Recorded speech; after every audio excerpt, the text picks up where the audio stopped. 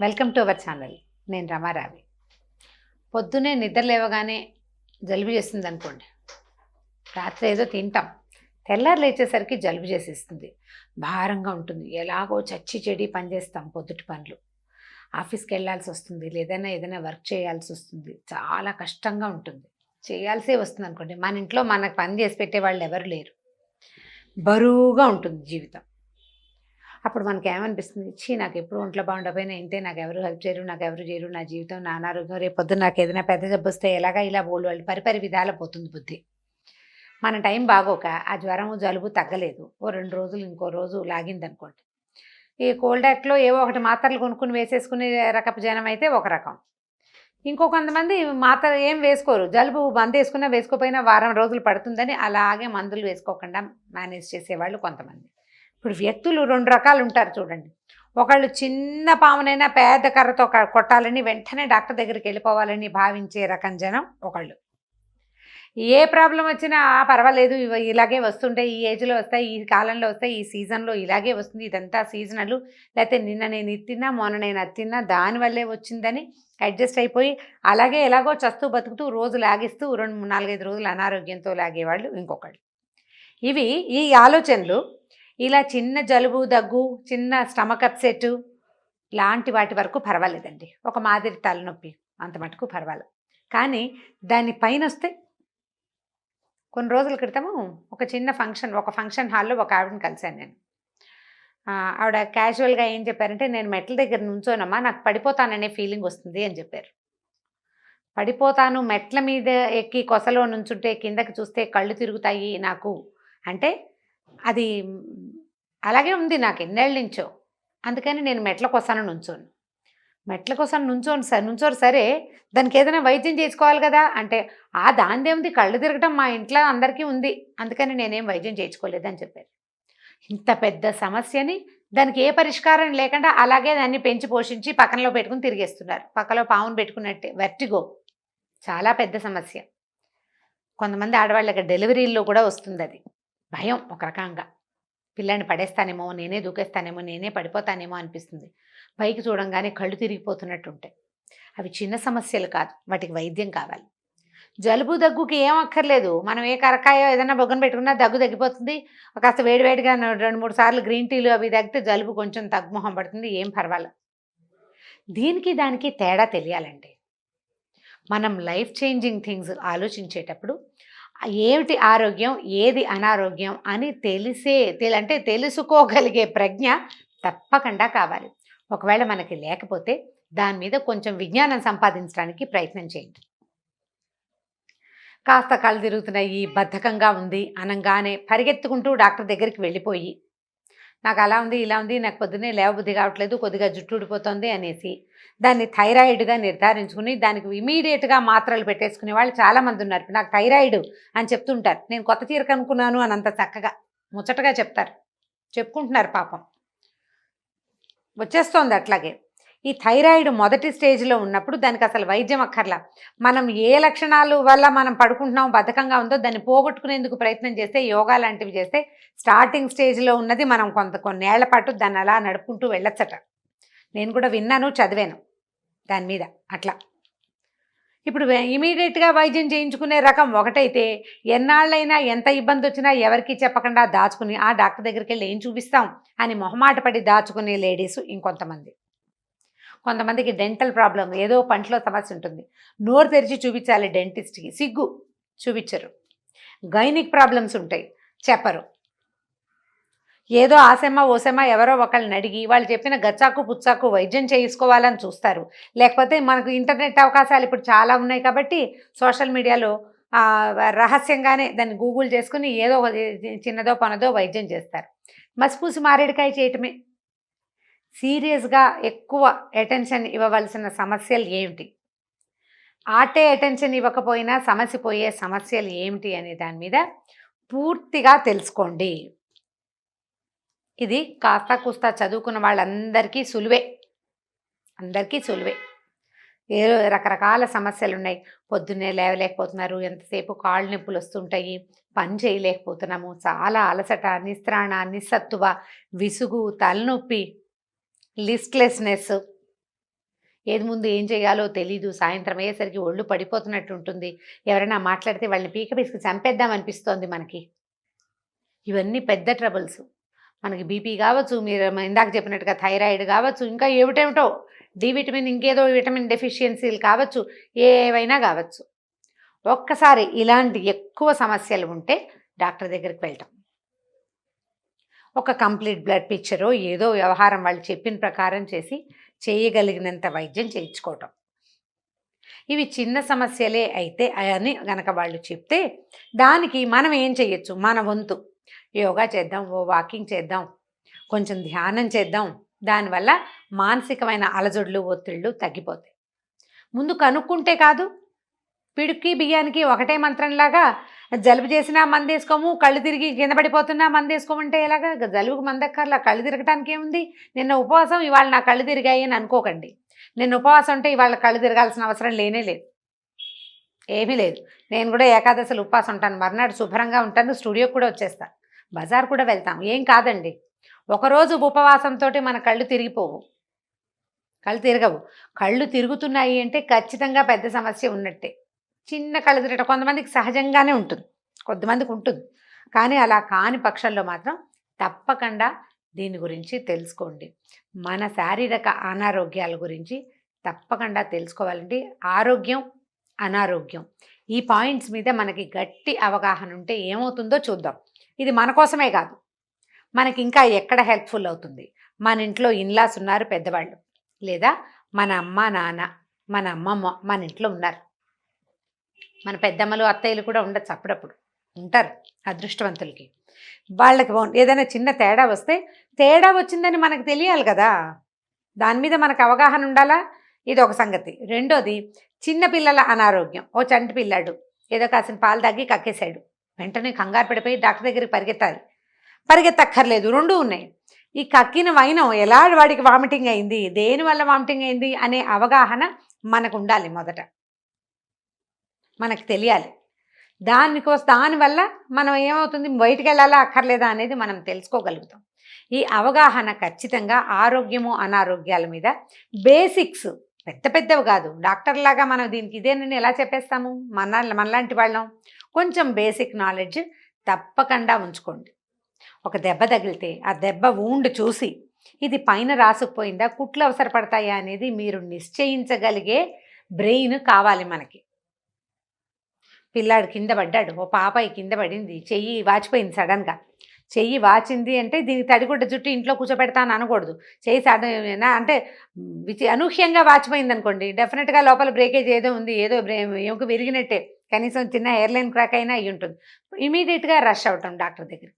ఏం కాలేదనుకోండి, అలా లేదు, పడ్డాడు, వాచింది గీచింది ఏం లేదు, నొప్పిగా ఉంది, అప్పుడు తడిబట్ట చుట్టండి, ఐస్ పెట్టండి, పిల్లని స్థిమితపడనివ్వండి, ఏడుపు మాన్పించడానికి ప్రయత్నం చేయండి.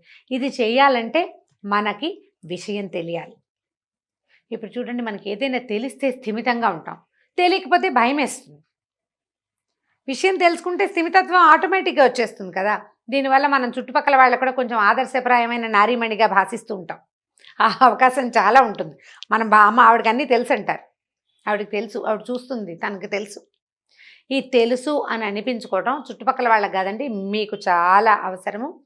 మన రోజువారీ ఆరోగ్యాలు అనారోగ్యాలని మనని మనం పరిశీలించుకోవాలి, ఫ్యామిలీ హెల్త్ని ఆలోచించుకోవాలి, దాని మీద ముందుకెళ్ళాలి. ఈ పాయింట్ని, ఇందులో మార్పు సాధించాలి అని కనుక భావించేవాళ్ళు, దీని మీద కొంత అవగాహన రావాలంటే ఏం చేయాలి? నా దగ్గరున్న 3 మెథడ్స్ చెప్తానండి. పేపర్లలో ఆరోగ్యం మీద, అనారోగ్యం, ఏం తినాలి ఏం తినకూడదు లాంటి కాలమ్స్ వస్తాయి, వాటిని చక్కగా చదవండి. ఇంటర్నెట్లో బ్రౌజ్ చేయండి. ఇది రెండోది. ఫస్ట్ది చదువుతాం, పేపర్లు చదువుతాం. ఆరోగ్యానికి సంబంధించిన ఏ కాలంనైనా చదివి తెలుసుకోండి. దాంట్లో పెద్ద పెద్దవి కూడా ఉంటాయి, క్యాన్సర్ లాంటి పెద్దవి, మహమ్మారులు, వాటిని గురించి కూడా తెలుసుకోవాలి. మనకు అవగాహన ఉంటే ఈజీగా ఉంటుంది. ఎందుకంటే చాలా కాలం క్రితం అండి, మా పెద్దమ్మ ఒక ఆవిడ బ్రెస్ట్ క్యాన్సర్ తోటి మరణించారు. చాలా సంవత్సరాల పాటు ఆవిడకి అనారోగ్య, బ్రెస్ట్లో సమస్య వస్తే ఆవిడ చెప్పలేదు, పిల్లవాడి తల తగిలిందని భావించారు. పిల్లాడు చిన్నపిల్లాడుగా ఉండగానే ఆవిడ పాపం పరలోకం వెళ్ళిపోయారు. ఇలా జరగటం ఇది చూసి ఆవిడ అక్కయ్య మా ఇంకో పెద్దమ్మ గారు చాలా జాగ్రత్త పడి ఇమీడియట్గా వైద్యం చేయించుకున్నారు. ఎన్ని సంవత్సరాలు అయిందంటే, ఇది నేను పుట్టక ముందు జరిగిన సంగతి. నేను పుట్టలేదు అప్పటికి, పుట్టల, డెఫినెట్గా నేను పుట్టలేదు. మా ఆఖరక్కయ్య కూడా పుట్టిందో లేదో. ఆ విషయాన్ని మేము ఇప్పటికీ జ్ఞాపకం చేసుకుంటున్నాం. ఒకళ్ళకి అనారోగ్యం వచ్చి, ఒకళ్ళకి ఏదైనా సమస్య వచ్చి ఈ రకంగా అయితే మిగిలిన వాళ్ళు జాగ్రత్త పడతాం, తెలుసుకుంటాం కుటుంబంలో. ఇప్పుడు వచ్చేదాకా మనకు తెలియకపోతే ఎట్లా? దానికోసం మనం చదవాలి కదా. ఇవాళ రేపు అన్నీ చదువుకుంటున్నాం, అన్నీ తెలుసుకుంటున్నాం మనం. ఎంతో కొంత చదువు ప్రతి వాళ్ళకి ఉంటుంది. ఊళ్ళల్లో కూడా చదువు లేని వాళ్ళు లేరు. ఇప్పుడు మనకు తెలుసు అనుకోండి, మనం చదివితే మన దగ్గర చదువు లేని వాళ్ళు ఎవరైనా ఉంటే వాళ్ళని మనం ఎడ్యుకేట్ చేయొచ్చు. ఇది ప్లస్ అవుతుంది కదా, సమాజానికి కూడా ఉపయోగపడే వ్యవహారం. కాబట్టి తెలుసుకోండి. తర్వాత ఇంటర్నెట్ అవకాశాలు ఉన్నవాళ్ళు ఇంటర్నెట్లో బ్రౌజ్ చేసి తెలుసుకోగలిగే వాళ్ళు. ఇప్పుడు ప్రతి చిన్నదానికి బ్రౌజ్ చేసి సొంత వైద్యాలకు మాత్రం వెళ్ళకండి. విషయం తెలుసుకోండి అని చెప్తున్నా నేను. విషయం తెలుసుకోవటమే తప్పకుండా. వైద్యం డాక్టరే కావాలి మనకి. డాక్టర్లే మనకి భూమి మీద నడయాడే దేవుళ్ళు. అన్నీ వాళ్ళు చేయాల్సిందే, మనం తెలుసుకోవటానికి మాత్రమే. తెలుసుకుని నేను ఇది తెలుసుకున్నానని డాక్టర్ దగ్గర ఛాలెంజ్లు అవి చేయకండి. అలాంటివి చేయడానికి కాదు, ప్రాథమిక సమాచారం కోసం తెలుసుకోవాలి. తర్వాత మనకి ఏదైనా సమస్య వస్తే డిస్కస్ చేయండి జనాలతోటి. ఇది 3వ మెథడ్ అండి. ఎవరికైనా చెప్పాలి నాకు ఈ ప్రాబ్లం ఉందని, డాక్టర్తో పాటు మన చుట్టుపక్కల, మన ఫ్రెండ్స్లో, మన కజిన్స్, కలీగ్స్లో డిస్కస్ చేస్తే ఇలాంటి ప్రాబ్లంకి సొల్యూషను, దీనికి సరిపడా ఫలానా డాక్టరు, ఫలానా ఏరియా, ఫలానా ఊరు, ఫలానా వైద్యం, ఈ క్లారిటీ వస్తుంది. రోగం రట్టు అని చెప్తారు, సంసారం గుట్టు రోగం రట్టు అని చెప్తారు కదా. ఇది పాత సామెతే, కానీ ఇప్పుడు కూడా వాడుకోవాలి. సంసారంలో సంగతులు చెప్పకూడదు, కానీ అనారోగ్యం వస్తే మాత్రం ఇది ప్రాబ్లం, అంతేగాని మా ఇంట్లో జబ్బు చేస్తే చెప్పకుండా దాచిపెట్టాలి ఇలాంటివి భావించకండి. అది మంచి పద్ధతి కాదు. ఇది చేసి తీరాలి. ఈ రకంగా మన జీవితాల్లో కొంత మార్పుని సాధించడానికి ఈ పాయింట్ కూడా ఒక ప్లస్ పాయింట్ అవుతుందని భావిస్తున్నాను నేను. ఈ వీడియో కనుక మీకు నచ్చినట్లయితే లైక్ చేయండి, షేర్ చేయండి. మరిన్ని వీడియోస్ కోసం మా ఛానల్ని సబ్స్క్రైబ్ చేసుకోండి. రమ్మగారు, చిన్నపిల్లలకి మనం ఏదైనా ఒక విషయం చెప్పామనుకోండి, చెప్పి అసలు ఇది మాత్రం ఎవరికి చెప్పొద్దు అని చెప్పామంటే ఖచ్చితంగా ఏదో ఒకటి క్రియేట్ చేసుకొని ఆ విషయాన్ని అయితే చెప్పేస్తూ ఉంటారు. బహుశా మీరు కూడా ఫేస్ చేసి ఉండొచ్చేమో. కాదు, చెప్పొద్దని కాదు, అసలు ఏదైనా ఒకటి జరిగిందే ఆ విషయం అది చెప్పేయాల్సి, ఇంట్లో అందరికి తెలియజేయాలి. స్కూల్లో అన్నయ్యని ఎవరైనా తిట్టినా, టీచర్ తిట్టింది, టీచర్ ఏదో అంది, ఇంట్లో ఏదైనా పారబోసిన పగల కుట్టినా ఖచ్చితంగా ఫ్యామిలీ మెంబర్స్ అందరికి తెలియజేస్తుంటారు. సో ఇలా వీటికి సంబంధించి ఏదైనా ఫన్నీ స్టోరీ ఏదైనా ఉంటే చెప్పండి రమ్మగారు. ఈరోజు ఒక ఊళ్ళో ఒక రాజుగారు ఉన్నారు. ఈ రాజుగారికి తల మర్దన చేయడానికి ఒక బార్బర్ ఉండేవాడు, మంగలి, ఆస్థాన మంగలివాడు అనమాట.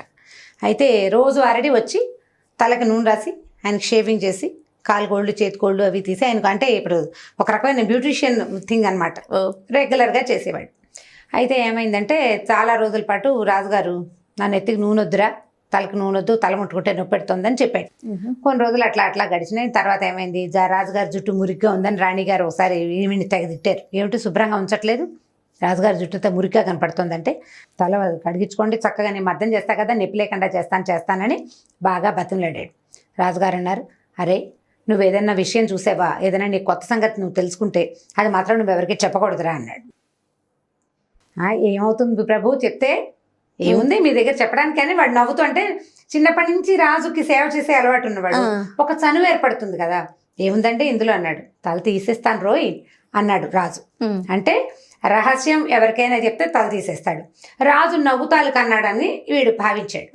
నెత్తి నుంచి కిరీటం తీసి పక్క పెట్టాడు. ఒకటేవో 2-3 ఆభరణాలు ఉన్నాయి, అవి కూడా తీశాడు.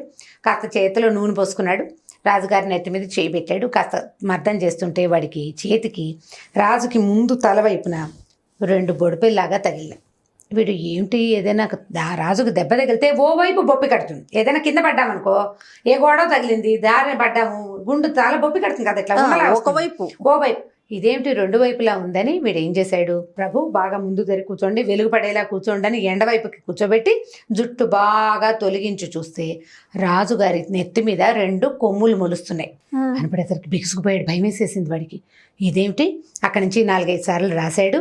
రాస్తే ఆయన నొప్పి గిప్పి అంటలా కామ్గా కూర్చున్నాడు. ప్రభు తలనొప్పి అన్నారు కదా అన్నాడు. తలనొప్పి కాదు, ఏం కాదురా, ఊరికే నాకు ఇష్టం లేదు, నువ్వు చూస్తావని అన్నాడు రాజు. అనేసరికల్లా వీడికి రాజు ఏ విషయంగా తన తల తీసేస్తానన్నాడో అర్థమైపోయింది. ముట్టుకుంటుంటే ఆ కొమ్ముల మీదకి చెయ్యి వెళ్ళేసరికి వీడికి ఒళ్ళు జలదరిచేస్తుంది. మనిషికి కొమ్ములు ఉంటాయా ఎక్కడైనా? ఆశ్చర్యంగా. సరే ఏం చేశాడు, నూనె రాశాడు. కొమ్ములు అయ్యుండవులే, నేను భ్రమపడుతున్నాను, కొంతమందికి మనకు కూడా తల ఇట్లా 2 కోణాలుగా ఉంటుంది కదా ఈ పక్కన, అలాంటిదే ఏదో అయ్యి ఉంటుంది అనుకున్నాడు. సరే ఆ రోజుకి నూనె రాశాడు. వెళ్ళిపోతుంటే రాజుగారు ఇట్లా అన్నాడు, వేలు చూపించి, అంటే ఎవరికైనా చెప్పద్దన్నాడు అని ఏమల్లా వేలు చూపించాడు. చూపించేసరికల్లా వీడికి దడొచ్చింది, లోపల నుంచి భయం వేసింది. ఏ విషయం రాజు తనని చెబితే తల తీసేస్తానన్నాడో వాడికి అర్థమైంది. దుడుగ్గానే ఉంది. కొమ్ములు అయ్యుండవులే అని అనుకున్నాడు. ఇంటికి వెళ్ళాడు. మర్నాడు పొద్దున రాజుగారు నెత్తికి నూనె రాయిరా అన్నాడు. కొన్నాళ్ళుగా తలకి నూనె రాయించుకుని రాజుగారు నిన్న రాయించుకుని తలకి ఇవాళ కూడా రాయమంటున్నాడు. వీడు నూనె రాసేసరికల్లా నిన్న ఎంత ఉన్నవి ఇవాళ కొంచెం పెరిగినాయి. ఇలా 5 రోజులు 6 రోజులు గడిచేసరికల్లా చక్కగా కొసలు తేలిన పోట్ల గిత్తలకు వచ్చేలాంటి 2 కొమ్ములు రాజుగారి తలలో ప్రత్యక్షమైపోయినాయి. వీడికి తెలిసిపోయింది. ఇప్పుడు ఇది చెప్పాలి ఎవరికైనా. ఈయన వీడు వెనక్కి వెళ్తున్నప్పుడల్లా ఇలా అంటున్నాడు. భయం వేసేస్తోంది. చెప్పైపోతే వాడికి ఆగేలాగా లేదు. కొమ్ములు రావటం అంటే ఎంత విచిత్ర విడ్డూరమైన వింతైన సంగతి. పైగా ఒకవేళ తను చెప్తే ఆ కొమ్ములతోటి పొడిచేస్తాడేమో రాజు. నీ పడుకుంటే వీడికి నిద్రలో కూడా రాజుగారి కొమ్ములతో తను కుమ్మేస్తున్న సీనే వస్తుంది. ఇక ఎవ్వరికీ చెప్పలేకపోయాడు. బెంగ పెట్టేసుకుని వాడు అన్నం తినలేడు, పని చేయలేడు, ఎక్కడికి వెళ్ళలేడు. రోజు రోజుకి చిక్కిపోతున్నాడు. వాళ్ళ ఆవిడ ఏమైంది, ఏదో మనసులో పెట్టుకున్నావు, అది ఏమిటో చెప్పు, ఏమిటి నీ మనోవ్యాధి అది చెప్పు అంటుంది. రాజుగారి కొమ్ములు వచ్చినాయంటే భార్య ఏమని ఊరుకుంటుంది, అది పక్కింటి వాళ్ళకి చెప్పదు. 1 గంటలో రాజుగారికి చేరిపోతుంది వార్త. కొమ్ములు చూసిన వాడు ఎవడు మొదట వార్తరు కాబట్టి వీడి నెత్తి మీదకి వస్తుంది. చంపేస్తాడో ఇంకేం చేస్తాడో ఆ కొమ్ములు పెట్టి పొడి చేస్తాడో. ఆ కొమ్ములు తన వైపుకి తిరిగిన సీన్ చూస్తేనే వాడికి దడొస్తుంది. రాజుగారు అసలు కిరీటమే తీసేవాడు కాదు. అంతఃపురానికి రాత్రిపూట వెళ్తాడు. ఆ కొమ్ములు ముట్టుకుని చూసి అవకాశం స్త్రీలకు లభించదు. వీడే ప్రతిరోజు చూడాలన్నమాట. ఎవ్రీడే వాడిదే పని. అక్కడి నుంచి ఏం చేశాడు, ఈ రహస్యం ఎవరికైనా చెబితే గాని తన బాధ ఆక్రోశం తీరవు. చెప్పేయాలి ఈ రహస్యం. ఎవరికి చెప్పాలి, ఎవరికి చెప్పినా కొంప మునిగిపోతుంది. సరే వీడు ఏం చేశాడు, ఒకరోజు బాగా ఆలోచించి అడవిలోకి వెళ్ళాడు. అలా వెళ్ళి వెళ్ళి వెళ్ళి వెళ్ళి నడుచుకుంటూ వెళ్ళి పెద్ద మర్రి చెట్టు ఉందట అడవిలో. దానికి తొర్రలు ఉంటాయి కదా పక్షులు గూళ్ళు పెట్టుకోవడానికి. ఆ తొర్రలో మొహం దూర్చాడు ఇట్లా లోపల పెట్టి, రాజుగారి కొమ్ములున్నాయో అని 10-15 సార్లు చెప్పాడు. అరిచాడు అనమాట. అరిచి అమ్మయ్యా రహస్యం చెప్పేశాను అని అనుకుని ఇంటికి వెళ్ళిపోయాడు. వాటి నుంచి మళ్ళీ అన్నం తింటున్నాడు. రాజుగారి కొమ్ముల మీదే వాడు తూష్ణీభావం వహించాడు అనమాట. పట్టించుకోకుండా ఉండిపోయాడు. కొంతకాలం తర్వాత ఏమైంది, ఆ కొమ్ములు పెరుగుతూనే ఉన్నాయి. ఆయన పెద్ద పెద్ద కిరీటాలు చేయించుకుని పెట్టుకుంటున్నాడు. ఎవరికి చూపించాడు వాటిని, ఎవరికీ తెలియదు. కొన్నాళ్ళ తర్వాత ఏమైందంటే రాజుగారు ఒక కొత్త బిల్డింగ్ కట్టించారు. ఈ బిల్డింగ్కి చెక్క పని కలప అవి కావాలి కదా. సమీప అడవుల్లో నుంచి కొన్ని చెట్లు కొట్టి పట్టుకొచ్చారు. వాటితోటి చక్కగా ద్వారబంధాలు కిటికీలు చెయ్యాలి కదా. మరి బిల్డింగ్లు కట్టేసరికల్లా కిటికీలు కావాలి, తలుపులు కావాలి. అక్కడి నుంచి మెడ్రాస్ టెర్రస్ అని వేస్తారు, కలప కావాలి కదా. మన మండుబాయి బిల్డింగ్లకి వాటికి అంతా కలపే కదా. పాత రోజుల్లో అవే కదా, ఇప్పట్లాగా ఇనుము లేదు. సరే కలప కోసారు, అంతా పనిచేశారు. పెద్ద బిల్డింగ్ అంతా తయారైపోయిన తర్వాత రాజుగారు ఊళ్ళో జనానందరినీ పిలిచి అట్టహాసంగా గృహప్రవేశం చేశారు. గృహప్రవేశం తర్వాత ఏమైంది, ఆ రోజు ఆయన లోపలికి ప్రవేశించి ఈ జనమంతా ఒకటేసారి అన్ని పక్కల ద్వారాలేనట ఆ బిల్డింగ్కి. ఎన్ని తలుపులో చేశారనమాట. అన్ని పక్కల నుంచి జనం ఒకటేసారి ప్రవేశించేటట్టుగా ఏర్పాటు చేశారు. ఓ పక్క నుంచి రాజుగారు ప్రవేశిస్తే ప్రజలంతా తలా ఒక దీని నుంచి ద్వారం నుంచి లోపలికి ప్రవేశించగానే ఈ రకరకాల కలపతోటి తయారు చేయించారు కదా. ఈ కలపంతా వీడు ఏ మర్రి చెట్టు దగ్గర అయితే రహస్యం చెప్పేశాడో ఆ మర్రి చెట్టుకి అటాచ్డ్గా, మర్రి చెట్లు ఎలా ఉంటాయి, శాఖోపశాఖలుగా విస్తరించి ఉంటాయి. ఈ కొమ్మ ఇంకో చెట్టు కొమ్మకు ఆనుకునే ఉంటుంది. అడవిలో దట్టంగా ఉంటాయి కదా. దాని ద్వారా అన్ని చెట్లు వినేసినాయి ఈ రహస్యాన్ని. రాజుగారు వెళ్ళంగానే ఇదిగో కొమ్ములున్న రాజుగారు వచ్చాడు అని అన్ని ద్వారబంధాలు, ఆ పైన ఉన్నటువంటి సరంబీలు అవి ఉంటాయి కదా, దూలాలు అన్ని సంగీతంలాగా రాజుగారి కొమ్ములున్నాయి, ఈ రాజుగారి కొమ్ములున్నాయి, ఈ కొమ్ములున్న రాజుగారు వచ్చాడు అని పాట మొదలు పెట్టినాయి. అందరికీ తెలిసిపోయింది. ఊరు మొత్తం తెలిసిపోయింది ఒక దెబ్బకి. అక్కడి నుంచి రాజుకు అర్థం కాలేదు, ఆయనకి ఏం చేయాలో తెలియపోయేసరికల్లా వీడున్నాడు కదా ఈ బార్బరు హడిలిపోయాడు. ఇంకేముంది, కొంప మునిగిపోయింది. ఇప్పుడు ఆ కొమ్ములు పెట్టి రాజు నన్ను పొడి చేస్తాడని వీడు పరిగెత్తుకుంటూ వెళ్ళి పాతాలు పట్టేసుకున్నాడు. బాబాబు నన్ను క్షమించండి ప్రభు, ఇక్కడ ఎవరికైనా రహస్యం చెప్తే అందరికీ తెలిసిపోతుందని నేను వెళ్ళి చెట్టు త్వరలో అరిచానండి, వీటి దుంపదేగా ఇవి ఇంత పని చేస్తాయని అనుకోలేదు. ఎందుకంటే అది అత్యంత విచిత్రమైన రహస్యం అవటంతో చెట్లు కొమ్మలు అన్నిట్లోనూ జీర్ణించుకుపోయిందనమాట. అవి కనపడంగానే ఆ చెట్లు కొమ్ములున్న మనిషి ప్రపంచ విచిత్రం కదా, దాంతో అవన్నీ పాడేసినాయి. రాజు అన్నాడు, పోన్లేరా ఎలా చెప్పాలా అనుకుంటున్నాను, ఇదిగో అని నెత్తిమించి కిరీటం తీసి అందరికీ చూపించేశాడు అనమాట. కొమ్ములున్న రాజుగారు మా దేశపు ప్రత్యేకత అని వాళ్ళంతా ఒకరికొకరు చెప్పుకుని తర్వాత స్థిమితపడిపోయారు. రహస్యం దాచినంతసేపు చాలా పెద్ద విషయం, ఓసారి బయటకు వచ్చాక ఇంకేం రహస్యం, ఇక రహస్యం లేదు, ఏం లేదు, బట్టబయలు అయిపోయింది. రాజుగారు కొమ్ములున్న సంగతి ఊరంతా తెలిసిపోయింది. ఆ కిరీటం తీసి పక్కన పెట్టి అప్పటి నుంచి ఆయన కిరీటాలు చేయించుకోవడం మానేశాడు. ఇంతవి అంతమంది పెద్ద కొమ్ములు పెరిగిపోతుంటే పెద్ద పెద్దవి చేయించుకోవాలి కదా, ఇక కిరీటాలు లేవు, ఏమీ లేవు. హాయిగా ఆయన తన కొమ్ములు ప్రదర్శిస్తూ వాటికి కూడా చక్కగా ఎడ్లకి పువ్వులు కట్టినట్టుగా పువ్వులు పెట్టుకుంటూ ఎంజాయ్ చేసేవాడు అనమాట. పిల్లలకి ఈ కథ చెప్పచ్చు, తమాషా కథ. ఇప్పుడు మనం వాడు ఏదైనా రహస్యం దాచలేదనుకో, పిల్లాడు చెప్పకూడదు అని చెప్పిన మాట చెప్పేస్తున్నాడు అనుకో, ఇలా చెప్పాలన్నమాట. ఈ కథ చెప్తే సరదాగా ఉంటుంది, పింగళ వారి పేకి లాంటి కథ. ఎస్, చాలా బాగుంది రమ్మగారు, చాలా ఫన్నీగా అనిపిస్తుంది. ఎప్పుడో చదివాను. ఇంకొక కథతో మళ్ళీ కలుద్దామండి. Thank you. Welcome to our channel. మనం చాణక్య నీతి సూత్రాలు కొన్ని చెప్పుకున్నామండి. చాణక్యుడు ఒక విచిత్రమైన సంగతి చెప్పాడు. ప్రతివాళ్ళు అందరూ ఒకేలా పుడతారు లోకంలో, ప్రతివాడు ఊరు పేరు లేకుండానే పుడతాడు. పుట్టగానే మనకి పేరు ఉండదు, పుట్టిన తర్వాత మనకి పేరు వస్తుంది. మనం మరణించేటప్పుడు సాధారణంగా అయితే ఎలా వచ్చామో అలాగే వెళ్ళిపోతాము అని చెప్తాం కదా, చాణక్యుడు అలా చెప్పటం లేదు. మరణించేటప్పుడు మనం పేరుతోటి మరణిస్తాం. ఎలాగా? చనిపోయిన వాడు ఎవడు అంటే ఎవడో తెలీదు, ఇంకా పేరు పెట్టలేదని చెప్పరు కదా, మన పేరు రాస్తారు. ఫలానా వాళ్ళ అబ్బాయి, son of so and so, లేదా father of so and so, brother of, son of, daughter of, పేర్లతోటే మన మరణం సంభవిస్తుంది. లోకంలోకి వచ్చేటప్పుడు నువ్వు ఏ పేరు లేకుండాను వచ్చావు, కానీ లోకంలో నుంచి వెళ్ళేటప్పుడు నువ్వు నీ పేరుతోటే మరణిస్తావు. ఆ పేరుకు ఒక గుర్తింపు సంపాదించుకో అని చెప్పాడు. నేను సంస్కృత వాక్యం జ్ఞాపకం లేదండి, అందుకని చెప్పటం లేదు. ఎవరైనా కామెంట్స్లో అడిగితే ఆ వాక్యాన్ని కోట్ చేయడానికి తప్పకుండా ట్రై చేస్తాను గుర్తు తెచ్చుకుని. దీనికి సంస్కృత వాక్యం అక్కర్లేదండి. మన పేరుకి చెడ్డ పేరు తేవద్దు. సాధారణంగా మన పేరు దేంతో జోడించి ఉంటుంది? మనం ఇంత పెద్దవాళ్ళు అయ్యాక వైఫ్ ఆఫ్ రాస్తారు ఆడవాళ్ళకి, కూతుర్లుగా ఉన్నప్పుడు డాటర్ ఆఫ్ రాస్తారు, సన్ ఆఫ్ రాసుకుంటాము, ఫలానా వాళ్ళ అబ్బాయి. మన తండ్రుల పేరుతోటి జోడించబడుతుంది సాధారణంగా. ఈవిడెవరమ్మాయి అన్నది మొదటి ప్రశ్న. బాబు మీ నాన్నగారి పేరేంటమ్మా అని అడిగించుకుంటాం. మన మరణం కూడా మన రెండు పేర్లతోటే, మన పేరు మనని లోకంలోకి తెచ్చిన వాడి పేరుతోటి జోడించబడి ఉంటుంది. ఆ పేరుకి చెడ్డ పేరు తేకుండా ఉండాలి. ఆ పేరుకి ఒక గుర్తింపు సంపాదించాలి మనం. ఎలా చూద్దాం చూడండి. మహాభారత కథలు మనం చాలా వింటాం. కుంతీదేవి చిన్నది 10-13 సంవత్సరాలప్పుడు దూర్వాస మహర్షిని సేవించింది విశేషంగా. ఆయన ఆమెకు ఒక మంత్రం ఇచ్చాడు. ఆయన ఆ మంత్రం ఇవ్వటం భవిష్యత్తును దృష్టిలో పెట్టుకునే ఇచ్చాడు. ఆయన దీర్ఘదర్శి సమదర్శి కాబట్టి ముందు కాలం ఆయనకి తెలుసు కాబట్టి ఆలోచించి ఏం చేశాడు, ఆ అమ్మాయికి ఇచ్చిన మంత్రం ఏంటి, ఈ మంత్రాన్ని ఆవాహన చేసి నువ్వు ఏ దేవతని, ఏ దైవ స్వరూపాన్ని పిలుస్తావో అతడు నీకు సంతానాన్ని ఇస్తాడు అని చెప్పాడు. ఆ మంత్రం పనిచేస్తుందో లేదో చూడ్డానికి కుంతీదేవి సూర్యభగవానుడిని చాలా అందంగా కనబడ్డాడు. సాయంకాలం వేళ ఆయన్ని పిలిచింది. ఆయన వచ్చి నాకు వద్దని ఆ అమ్మాయి అన్నా కూడా, నన్ను పిలిచావు, ఈ మంత్రంతో ఆవాహన చేయబడితే సంతానం ఇవ్వడమే నా కర్తవ్యం అని చెప్పి ఆమెకు ఒక కుమారుణ్ణి ప్రసాదించాడు.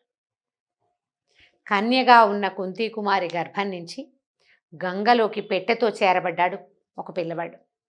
అయితే సూర్యుని సంతానం అవటం వల్ల చక్రాలు అంటే సహజ కవచ కుండలాలతోటి జన్మించాడట ఆ బాబు. చెవులకి కుండలాలనే, ఒంటికి కవచం ఉంది. కవచం అతనితో పాటు పెరిగింది. చంటెప్పుడు ఎంత ఉంటాడండి పిల్లాడు? ఇంతే కదా, ఒక 3-4 కిలోలు ఉంటాడు. 3-4 కేజీల పిల్లవాడి ఒంటి మీద ఏర్పడినటువంటి సహజ సిద్ధమైన బంగారు కవచం అతనితో పాటు పెరిగింది. పిల్లాడు బాగా గంగలో కొట్టుకెళ్ళిపోయాడు. అమ్మాయి వదిలిపెట్టేసింది కదా, మరి పెంచలేననుకుంది. నేను కన్యని, నలుగురికి తెలిస్తే బాగుండదు అనుకుంది. రకరకాలు ఆలోచించింది. ముందు ఆలోచించలే. ఇప్పుడు ఈ మంత్రం చేసి మంత్రం చదివేసి నేను పిలిస్తే సూర్యుడు వచ్చేసి నాకు పిల్లాడిని ఇస్తే ఏం చేయాలి అని ఆలోచించలే. మనం సాధారణంగా అంతే, ముందు ఆలోచించాం. ప్రాబ్లం వచ్చి పడ్డాక అప్పుడు ఆలోచిస్తాం. సమస్య రాకుండా చేసుకోవడం మనుషులకి రాదు. సమస్యను తెచ్చుకున్నాక ఇది నేను హ్యాండిల్ చేయలేను నేను భావించి వదిలేసింది, అది వేరే సంగతి. ఈ వదిలిపెట్టేసిన పిల్లవాడు ఈ బంగారు కవచ కుండలాలతోటి ఒక కుటుంబానికి దొరికాడు. ఒక సూత కుటుంబానికి రథం తోలే అతనికి దొరికాడు. ఆమె కుమారుడిగా రాధేయుడుగా పేరుపడ్డాడు. బంగారంతో ఉన్నవాడు కాబట్టి సహజ సిద్ధమైన బంగారం అతని ఒంటి మించి ఊడి రాదని వాళ్ళు తెలుసుకున్నారు. అతనికి వసుషేణుడని పేరు పెట్టారు. మనం సింపుల్గా దానవీర శూర కర్ణ అని చెప్తాం. ఈ కర్ణ అనే పదము శాశ్వతంగా భూమి మీద నిలిచిపోయింది. ఆయన పుట్టుకతోటి పెట్టుకోలే ఆ పేరు, వసుషేణుడే అతని పేరు. తర్వాత అతను అంగరాజుగా ప్రసిద్ధికెక్కాడు. దుర్యోధనుడి ప్రాపకాన్ని సంపాదించి ఆయన చేత అంగరాజ్యాభిషేకం చేసుకుని అంగరాజుగా గుర్తుపట్టబడ్డాడు, జనాలతోటి గుర్తింపబడ్డాడు. తర్వాత ముందుకెళ్ళాక కురుక్షేత్ర సంగ్రామానికి దగ్గరలో ఇంద్రుడు వచ్చి ఇతనికి కవచకుండలాలు ఉండటం వల్ల అర్జునుడికి ప్రతిస్పర్ధిగా ఇతను ఉంటాడు కాబట్టి కవచకుండలాల్ని అర్థించి తీసుకోవచ్చని భావించి అప్పటికే దానవీరుడుగా పేరు పొందినటువంటి కర్ణుణ్ణి ఆయన్ని అడిగాడు కవచకుండలాలు ఇచ్చేని. ఆ కవచకుండలాలని కర్షలాగి తీసి ఇచ్చాడు కాబట్టి అతను కర్ణుడయ్యాడు. ఈ కర్ణ నామధేయం ఎప్పుడు వచ్చినట్టు ఈయనకి? కురుక్షేత్రానికి దగ్గరలో, కురుక్షేత్ర సంగ్రామానికి ముందు. అంతకు ముందు కథల్లో కూడా మనం కర్ణుడు అని చెప్పేసుకుంటాం. ఎందుకంటే ఈ క్రియ వల్ల అతను కర్ణుడిగా గుర్తింపబడ్డాడు. అతను చేసిన అన్నిటికంటే అత్యద్భుతమైనది ఏంటంటే తాను మరణిస్తానని తెలిసి కూడా సహజంగా తన చర్మంగా ఉన్న కవచాన్ని తెంపి చేతిలో పెట్టగలిగాడు. అతను తన పేరుకి పేరు తెచ్చుకున్నాడు. కర్ణుడుగా ఎప్పటికీ గుర్తింపబడ్డాడు. దానవీర శూరకర్ణుడుగా, దానం చేసే కర్ణుడు, వీరత్వం ఉన్న కర్ణుడు, శూరత్వం ఉన్న కర్ణుడుగా గుర్తింపబడ్డాడు. కర్ణనామధేయం పుట్టుకతో వచ్చింది కాదు, అతనికి బిరుదుగా ఏర్పడింది. ఇలా చింపేశాడు, ఒంటి మీద నుంచి తెంపి ఒంటిని చింపుకుని ఇచ్చాడు కాబట్టి అతను కర్ణుడయ్యాడు. ఈ కర్ణుడులాగా గుర్తింపబడాలంటే అంత మనం చేయలేకపోతాం, అంత చేయలేం. కనీసం మన పేరుకు ఒక గుర్తింపు. పాపం మంచివాడు, పాపం బుద్ధిమంతుడు, ఆయన బాగా చదువుకున్నాడు, మంచి ఉద్యోగం చక్కగా సంపాదించాడు, అమ్మని బాగా చూసుకున్నాడు, అక్క చెల్లెళ్ళకి పెళ్లి చేశాడు. ఇలాంటి ఒక మంచి మాటని మన పేరుతో మోసుకోవాలి ప్రతివాడు. పెద్దవి అప్పట్లో ఇప్పుడు ఈయన చెప్పింది ఎప్పుడు సంగతి? 2000 ఏళ్ళ నాడు కదా, అంటే మౌర్య సామ్రాజ్యం రోజుల్లో చెప్పాడు. మౌర్య సామ్రాజ్యపు రోజుల్లో ప్రతి సైనికుడికి ఈ మాట ఒక వేదమంత్రంగా ఉండేదట. నా పేరుకి గుర్తింపు తెచ్చుకోవాలి అని భావించేవాడు ప్రతి సైనికుడు. ప్రతివాడు వీరోచితంగా పోరాడేవాడు. ప్రతివాడు తన పాత్రకి పూర్తి న్యాయం చేయటానికి ఆలోచించేవాడు, పనిచేసేవాడు. మన పేరుకి ప్రఖ్యాతి తేవడానికి కావలసిన ప్రయత్నం మానవులు చేసి తీరాలి. దానివల్ల సోమరిపోతనము, నిరాశ నిస్పృహలకి లోనవటము, బద్ధకము, ఎవడు చేస్తాడులే లాంటి భావాలకి లోనవ్వం. మన పేరుకి ప్రఖ్యాతి కావాలి మనకి. కనీసం మన సమీపంలో అంటే మన లెవెల్స్లో అయినా కూడా మనం ఖచ్చితంగా మన పేరుని గుర్తింపబడేలాంటి ప్రజ్ఞని ప్రతివాడు తన తాలూకు ఏ రంగంలో తను ఉంటే అందులో పూర్తి స్థాయి ప్రయత్నం చేయాలి. అప్పుడు మానవ జాతి పూర్తిగా సక్సెస్ అవుతుంది. అప్పుడే దేశ భవిష్యత్తు బాగుంటుంది, సమాజం బాగుంటుంది, ప్రపంచ పటంలో భారతదేశానికి అత్యుత్తమమైన గుర్తింపు లభిస్తుంది. మౌర్యుల కాలం బాగా గుర్తింపబడడానికి కారణం చాణక్యుడు చేసినటువంటి ఇలాంటి మంచి ప్రబోధాలు.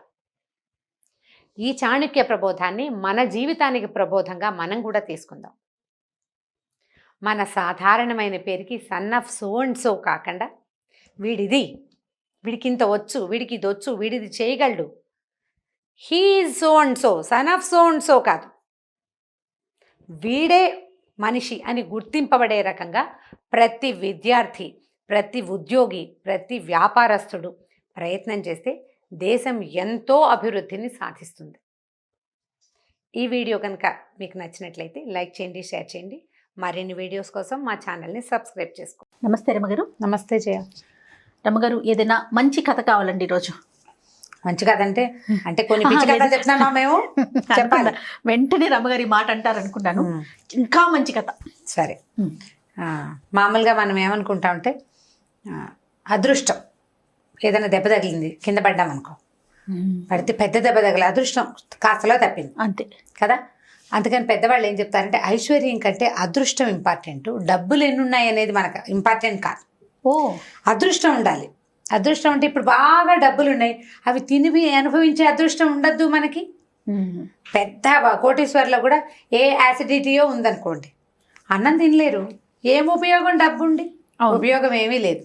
కాబట్టి ఆ అదృష్టం ఐశ్వర్యం కంటే అదృష్టం చాలా ఇంపార్టెంట్ అని చెప్తుంటారు. దానికి సంబంధించి ఒక కుర్రాడి కథ చెప్తాం. ఇది ఒక చందమామ కథ. ఒక కుర్రాడు వాడి అదృష్టాన్ని ఐశ్వర్యాన్ని ఎలా హ్యాండిల్ చేశాడని చెప్పేది. అయితే ఒక ఊళ్ళోనట ఒక రామయ్య సీతమ్మ అని ఒక భార్య భర్త. ఇప్పుడు మీ అమ్మాయి పోట్లాడకూడదు, రైతు అంటే రామయ్య ఉండాలంటే రైతు అంటే రామయ్య పేరు బాగుంటుంది. అయితే వీళ్ళకి ఏంటంటే చాలా కాలం సంతానం కలగలేదు. సరే, ఎప్పటికో ఒక కొడుకు పుట్టాడు. ఆ కొడుకు వాళ్ళు చేలో ఉండగా అంటే వ్యవసాయ భూమిలో ఉండగా పుట్టాడు. అబ్బాయి పుట్టేసరికల్లా అప్పుడు మన అదృష్టం చక్క పచ్చని చేలో సంతానం కలిగిందని సంతోషించారట. అప్పుడు అదృష్ట దేవత ఆ రోడ్లో అక్కడ తిరుగుతోంది, ఆ పొలంలో. ఆవిడ నేనున్న పొలంలో పుట్టాడు, ఎప్పుడు వీడిని వెన్నంటి ఉంటానని వీళ్ళకి కనపడి చెప్పింది. ఫెయిరీ అంటాం కదా మనం ఇంగ్లీష్ కథలో. అట్లా ఒక అదృష్ట దేవత అనే ఫెయిరీ వచ్చి కనపడింది. వనదేవత ఆవిడ అదృష్టాన్ని ఇస్తుంది. ఎప్పుడు వీడు వెన్నంటి ఉంటాను నేను ఈ సమయం ఇక్కడ ఉన్నప్పుడు పుట్టాడు కాబట్టి అని చెప్పింది. వాడి పేరు నారాయణ, పిల్లాడి పేరు. అయితే ఈ నారాయణ ఏంటంటే చిన్నప్పుడు ఎక్కడైనా పడితే వాడు పడ్డ చోటు మెత్తగా ఉండేలాగా వాడు అదృష్ట దేవత చూసేది. ఇద్దరు ముగ్గురు పిల్లలు కొట్టుకున్నారనుకో, అందులో వీడున్నాడు అనుకో, వీడికి గట్టి దెబ్బ తగలకుండా అవతల వాడు ముక్కు మీద గుద్దాడు అనుకో, వీడిని ఆ చెయ్యి ఇక్కడ కాకుండా ఇలా వెళ్లేలాగా అదృష్ట దేవత చేసేది అనమాట. దెబ్బ తగలకుండా చూసి కాపాడేది. అక్కడి నుంచి వాడు ఏదైనా చిన్న మొక్క పెట్టాడు అనుకో, ఆ మొక్క ఏపుగా పెరిగేలాగా అదృష్ట దేవత చూసుకునేది. ఇట్లా వీడు పెరిగి పెద్దవాడయ్యాడు. 15-16 ఏళ్ళు వచ్చే, 18 ఏళ్ళు వచ్చినాయి. వ్యవసాయ పనులు అన్నీ వచ్చినాయి. రైతులు అవ్వడం పాతకాలపు పద్ధతి కదా, ఏ కుల వృత్తి వాళ్ళే చేసుకునేవాళ్ళు. అక్కడి నుంచి వాళ్ళ అమ్మ నాన్న అనేవాళ్ళు అదృష్ట దేవత నీ వెన్నంటి ఉందిరా, అదృష్ట దేవత వల్లే మనం బాగున్నామంటే వాడికి కోపం వచ్చేది. ఎర్రని ఏగాని కూడా అదృష్ట దేవత ఏనాడు నాకు ఇవ్వాల, ఆవిడేమైనా 10 పైసలు ఇచ్చిందా నాకు వచ్చి అనేవాడు. అదృష్ట దేవత డబ్బులు ఇవ్వాల, వీడికి అదృష్టాన్ని ఇచ్చేది. అది కూడా ఏమిటి, ఏదో కాదు, వాడి లెవెల్లో ఇచ్చేది అంతే. అక్కడి నుంచి ఏమైంది, వీడు మొక్కలు మామిడి చెట్లు పెట్టాడు. అందరి మామిడి చెట్లు ఇంతందుంటే వీడి మామిడి చెట్లు గుమ్మటాల్లా ఉండేవి. అదృష్ట దేవత వల్ల అందరికీ 4 ఏళ్ళకి కాస్తే వీడికి 3 ఏళ్ళకి కాపొచ్చింది. అయితే ఓసారి ఏమైంది, మామిడి తోటలో పళ్ళు కోసుకుంటున్నాడు. ఆ అదృష్ట దేవత ఆవిడ కూడా వనవిహారం చేస్తుంది. అప్పుడు అదృష్ట దేవత అదృష్టం అంటారు అమ్మా నాన్న. ఏం అదృష్టం, మామిడికాయలు కోసుకోవటం అదృష్టం, బోడి అన్నాడు. అనేసరికల్లా ఆవిడ కనపడింది. బోడంటావేమిట్రా, బోడెందుకయింది, నీ పక్కనున్నవాడు తోటేశాడు, వాడికి వచ్చే సంవత్సరం కానీ పూతా పిండా రావు, నీకు ఈ సంవత్సరమే పూసింది కాసింది పండుతోంది, కోస్తున్నావు అంటే ఏమన్నాడు, నేను చేసిన పనే కానీ నువ్వు చేసిందేముంది అందులో, నేనే మొక్కలు పెట్టా, నేనే గొప్పులు తెవ్వా, నేనే నీళ్లు పోసా, కాస్త పెందరాలే కాసినాయి అంతే. వచ్చే ఏడాది కాకుండా ఈ ఏడాది కాదు, అందులో పెద్ద నువ్వు పగలు తీసింది ఏమీ లేదమ్మా, నేను చేసిన పనికే వచ్చింది అనేసరికల్లా ఆవిడంది, ఇది అదృష్టం కాదా, ఒక సంవత్సరం తర్వాత రావాల్సిన డబ్బు నీకు ముందే వస్తుంది. వీడేమన్నాడు, అవును ముందే వస్తుంది, ఊరికే రాలేదే, నేను పని చేస్తే వచ్చింది. నేను ఇంట్లో పడుకుంటే నువ్వే మొక్కలు పెట్టి, నువ్వే పాదులు చేసి, నువ్వే నీళ్ళు పోసి, నువ్వే పూయించి కాయిస్తే అప్పుడు నువ్వు ఏదైనా వచ్చినట్టు. ఏమీ లేదు, నేను పగలనక రాత్రనక ఇక్కడ నేను చచ్చేలా పని చేస్తే నాకు డబ్బులు వస్తున్నాయి, నువ్వు వచ్చి చేసిందేముంది పో నువ్వు అన్నాడు. ఆవిడేమంది, నాయన నేను నీకు ఇదే చేయగలనరా, నీకు డబ్బు ఇవ్వలేను, నేను అదృష్టాన్ని మాత్రమే. అది కూడా ఏంటంటే ఇప్పుడు అందరి చెట్టు మొన్న పిడుగు పడింది, వానలు వచ్చినప్పుడు పిడుగులు పడ్డాయి. పక్కవాడి తోటలో 2 చెట్లు 3 చెట్లు మామిడి చెట్లు పిడుగు ఇట్లా పడంగానే భగ్గుమని మండి కాలిపోతాయి. వీడి చెట్ల మీద పడలా. 3 చెట్లు పోయినాయంటే 3 చెట్ల పళ్ళు పోయినట్టేనా. పైగా పిడుగుపాటికి గురైన ప్రాంతంలో మళ్ళీ చెట్లు మొలవ్వు. అవును. నీకు బళ్ళ అంటే వాడికి నచ్చలేదు. సరే కొన్నాళ్ళు అయిన తర్వాత ఇంకా కాస్త పెద్దవాడయ్యాడు.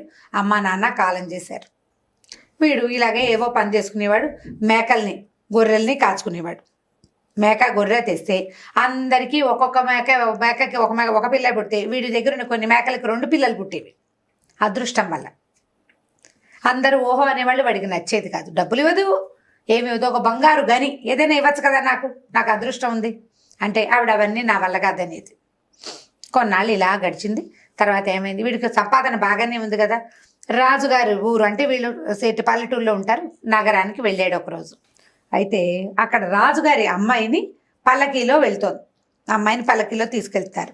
ఎంత అందంగా ఉందో రాజుగారి అమ్మాయి, ఎంతో బాగుండేసరికల్లా ఆహాహా పెళ్లి చేసుకుంటే ఇలాంటి పిల్లని కదా చేసుకోవాలి, ఇంత అద్భుతంగా ఉంది, రాజుగారి పిల్లని పెళ్లి చేసుకుంటే నేనే రాజునైపోయేవాడిని అన్నాడు.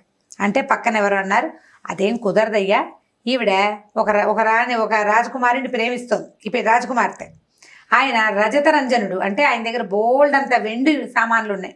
బంగారం లేదు కానీ విపరీతంగా వెండి ఉంది వాళ్ళ ఇంట్లో. రాజుగారికి బంగారం అంటే ఇష్టం. అందుకని ఆ పిల్లని అతనికి ఇవ్వాల. ఇంకా ఈవిడికి అతనంటే ఇష్టమే కానీ రాజుగారికి కుదరలేదు, బంగారం లేదు కాబట్టి. నువ్వు బోల్డ్ బంగారం కనుక పట్టుకొచ్చి ఇచ్చావంటే ఎంచక్కా రాజుగారి అమ్మాయిని నీకు ఇస్తారన్నారు. పిల్లాడు బాగున్నాడు చక్కగా అని చెప్పారు. వాళ్ళు ఎవరో నవ్వుతూ చెప్పారు.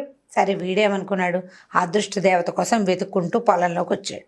ఆవిడని అడిగాడు, నువ్వేమైనా బంగారం ఇస్తావా, నాకు బంగారం కావాలి, అప్పుడు నేను రాజుగారి అమ్మాయిని పెళ్లి చేసుకుంటాను, రాజునైపోతాను అంటే ఆవిడ అవన్నీ నా వల్ల కాదు, నువ్వు మొక్క మోడు పెట్టు, పొలంలో వ్యవసాయం చేయి, నీ పంట పాడవకుండా నేను చూస్తా, ఏదైనా వ్యాపారం చేయి, అది పాడు కాకుండా నేను చూస్తా, నువ్వు నష్టం రాకుండా నేను చూడగలను కానీ బంగారాలు టింగారాలు నేను ఇవ్వనంది అనేసరికల్లా ఈ లోపల ఆ దారి పోతూ ధగధగలాడుతున్న ఒక ఆవిడ ఇక్కడ ఆగి, బంగారమా కావాలంటే నేను ఇస్తాను అంది. అనేసరికల్లా నువ్వెవరు తల్లి అన్నాడు. నేను ఐశ్వర్యలక్ష్మిని, ఆవిడ అదృష్టలక్ష్మి, నేను ఐశ్వర్యలక్ష్మి, నీకు బంగారం కావాలంటే ఇస్తా, మళ్ళీ రాను, నువ్వు ఇప్పుడు అదృష్ట దేవత నిన్ను వరించింది, ఇన్నాళ్ళుగా నిన్ను కాచి కాపాడింది కనపడుతోంది కదా, 3 వరాలు ఇస్తా, ఏమైనా 3 అడుగు, మళ్ళీ రాను, ఒక్కసారే ఇస్తాను. అదృష్ట దేవత ఏం చెప్పిందంటే, నువ్వు గాని ఈవిడ్ని ఐశ్వర్యలక్ష్మిని అడిగావా ఇక నేను నీతోటి ఉండను. ఓ నువ్వు ఇప్పుడు ఎన్నాళ్ళు నువ్వు నన్ను విసుక్కో కసుక్కో తిట్టు, నేను వస్తూనే ఉంటాను నీ దగ్గర, వెనకాలే ఉంటా. ఎప్పుడైతే నన్ను కాదని నువ్వు ఐశ్వర్యలక్ష్మి దగ్గరికి వెళ్ళావో ఇక నేను నీతో ఉండను. మీ అమ్మా నాన్నకి మాట ఇచ్చా, నువ్వు చచ్చేదాకా చూస్తానని. నువ్వు నన్ను వదిలిపెట్టావా నేను నీ దగ్గరికి రాలేను, ఇక నువ్వు నన్ను పిలవలేవు, నేను నీకు కనపడను, నేను వరించడానికి ఇంకోటి వెతుక్కుని పోతాను నా దారిని నేనంది. అనేసరికి పోతే పోవమ్మా, నువ్వు ఉండి ఉద్ధరించింది ఏమీ లేదు, నాకు బంగారం కావాలి, నువ్వు ఇవ్వలేవు అని ఐశ్వర్యలక్ష్మిని అడిగాడు. ఏమమ్మా ఇస్తావంటే ఇస్తాను, ఏం కావాలంటే నేను చాలా అందంగా అయిపోవాలి, ఒకటి. రెండోది బోలెడంత బంగారం కావాలి. తర్వాత రాజుగారి అమ్మాయితోటి నాకు వివాహం నిశ్చయం కావాలి. 3 అడిగాడు. ఇచ్చాను పో అన్న. వీడు తెల్లగా పొడుగ్గా చక్కగా అయిపోయాడు. అప్పటిదాకా వీడు పల్లెటూరు వాడు, సామాన్యంగా మామూలు బట్టలు కట్టుకుని ఎండనగా వాననగా పనిచేసేవాళ్ళు సామంతాయిగా ఉంటారు. తెల్లగా మెరిసిపోవటం ఇళ్లలో కూర్చునే వాళ్ళకి కుదురుతుంది. ఒకవేళ తెల్లగా ఉన్న రైతులు ట్యాన్గా అవుతారు ఎండకి కదా. ఇతను అట్లా కాకుండా చక్కగా ధగధగా మెరిసిపోతూ బోల్డని బట్టలు, ఒంటి నిండా బంగారం, కిరీటాలు వచ్చేసినాయి. వీడి ఇల్లంతా కనకవర్షం కురిసిపోయిందంతా బంగారమే. ఇక ఎప్పుడైతే వీడు సువర్ణ రంజనుడు అయిపోయాడో, బంగారం వచ్చేసిందో, ఊరు వాడా పొక్కిపోయిందంతా. ఈ నారాయణ దగ్గర బోల్డ్ బంగారం ఉందని రాజుగారు స్వయంగా వచ్చి చూశాడు. అబ్బాయి చూస్తే ఇంత పొడుగున్నాడు, అమితాబ్ బచ్చన్ లాగా బ్రహ్మాండంగా ఉన్నాడు. అమితాబ్ బచ్చన్ కాదులేండి, అభిషేక్ బచ్చన్ లాగా ఉన్నాడు, బాగున్నాడు, బోల్డంత బంగారం ఉంది. ఉండేసరికల్లా సరే రాజుగారు, ఈవిడ సువర్ణ రంజనుడు, వీడు అంటే బంగారాన్ని రంజింపచేసేవాడు, వీడికి మా పిల్లని ఇస్తానని పెళ్లి సంబంధాన్ని నిశ్చయం చేసుకున్నారు. ఓకే, అయిందా? అక్కడి నుంచి పెళ్లి కుదిరిపోయింది. ఈ అబ్బాయి ఊరేగింపుగా వెళ్తున్నాడు. వెళ్తుంటే ఏమైంది, వీడు వెళ్తున్న దారిలో చెట్టు మీద, చెట్టు అంటే తీగలు అవి ఉంటాయి కదా, అక్కడ 2 కాకులు వాళ్ళని.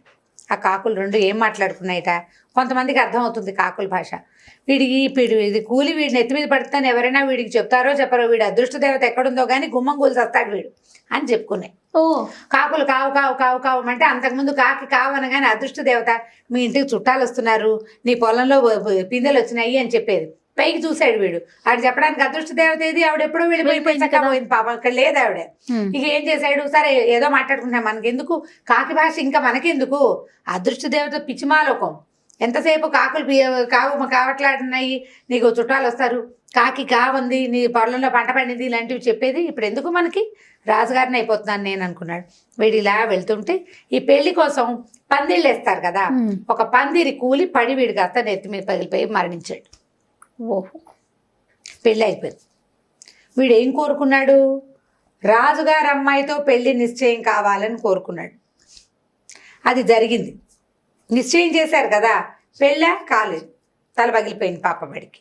దాంతో రాజుగారు ఏం చేశాడు, ఇంత మటుకు వచ్చాక పెళ్లి లేకపోతే పిల్ల పరువు పోతుందని ఆ రజతరంజనుడు ఉన్నాడు కదా, వెండి వాళ్ళ సామాన్లు ఉన్న వాళ్ళని పిలిచి ఆ పిల్లని చేసుకుంటారా నాయన అని వాడికి ఇచ్చి పెళ్లి చేసేశారు.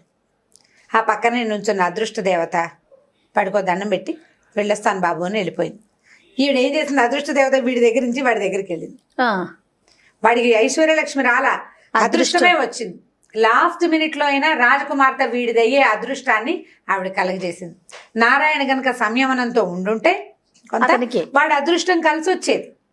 అదృష్టం కలిసి రావద్దు, నాకు బంగారమే కావాలని కోరుకున్నాడు వాడు. కాబట్టి అదృష్టం ఎంత చిన్నదైనా అది అవసరం. ఇప్పుడు మనం ఒక గట్టి పెద్ద దెబ్బ తగిలింది, ఎక్కడి నుంచో పడ్డాం, పైనుంచి పడేశాడు, బ్రహ్మదేవుడు అని తిట్టకూడదు. పైనుంచి పడితే కాలే విరిగింది, కళ్ళు గిళ్ళు పోయి నడి విరిగిపోకుండా ఒక కాలు విరిగింది అనుకో ఓకే. చిన్నప్పుడు చెప్పేవాళ్ళు జయ ఒక సామెత, కాల్లో ముళ్ళు గుచ్చుకుంటే ఏడవకూడదు, అది కంట్లో గుచ్చుకోలేదు, దేవుడా నువ్వు ఎంత కరుణామయుడివిరా, నా అదృష్టం అని అనుకోమనేవాళ్ళు. ఇప్పుడు మొహాన్ని దెబ్బ తగిలితే నయం, అదృష్టం, నెమరగంతకు తగిలితే పోయేవాళ్ళు అని చెప్పేవాళ్ళు. మనకి తప్పిన దాని గురించి అనుకోవాలి అంతే. మనకు దొరికిన దాన్ని మన అదృష్టంగా భావిస్తే ప్లస్లుగా మారుతాయి, అవన్నీ మైనస్ పాయింట్స్ గా తీసుకోకూడదు. కాబట్టి ఈ కథని పిల్లలకి సరదాగా చెప్పచ్చు. పిల్ల కాదు, ఇది బహు పెద్ద వాళ్ళు కూడా తెలుసుకోవాల్సిన కథ విషయం. మనకి ఎంత ఉందని కాదు, మనం ఎంత లక్కీ అనేది ఇంపార్టెంట్.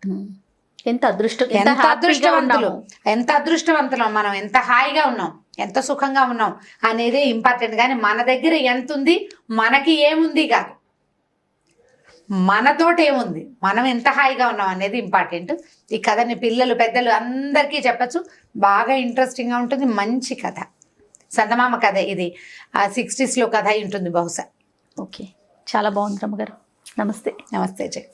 ఈ వీడియో కనుక మీకు నచ్చినట్లయితే లైక్ చేయండి, షేర్ చేయండి. మరిన్ని వీడియోస్ కోసం మా ఛానల్ని సబ్స్క్రైబ్ చేసుకోండి.